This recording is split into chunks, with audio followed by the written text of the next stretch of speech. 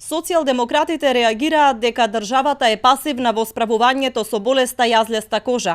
Според пратеникот Парче Орцев, кој вчера се сретна со сточарите од Висока Маала, институциите се несериозни во решавањето на овој горлив проблем, особено околу набавката на вакцините кои се единствена заштита на добитокот во земјата. Ќе бидат одземени над 120 говеда и ќе бидат однесени во кланица и ќе бидат убиени. Болеста опасно се шири и во останатите региони во државата. Се затвараат фарми, плачат сточари, чија што основна екзистенција е одгледувањето на добиток. Агенцијата за храна и ветеринарство ситуацијата ја смирува со декларативни заложби и лаги дека вакцините ќе бидат набавени до 20 мај.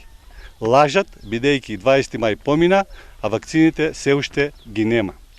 Поради неспособноста и аматеризмот на одговорните лица во Министерството за земјоделство и во Агенцијата за храна и ветеринарство не се планирани ниту денар во буџетот на Република Македонија за вакви проблематични кризни ситуации.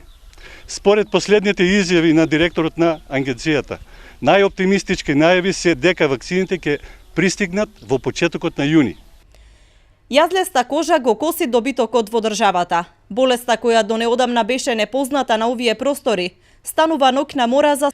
Најмалку во 5 населени места во Струмичко е присутна јазлеста кожа, а бројот на сомнителни говеда кај кои се прават анализи дали е присутна болеста се повеќе расте. Моите говеда што беа болни и здрави, нашиот инспектор од овој крај што е одговорен ги земаа моите говеда, само не даде никаков документ дека се земани.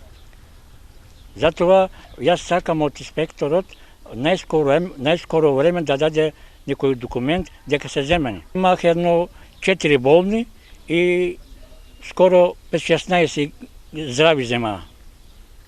Болеста јазлеста кожа е вирусна и предизвикува висока телесна температура кај животните, појава на јазлести промени на кожата, исцедок од очите и носот, но и абортус кај гравидните животни.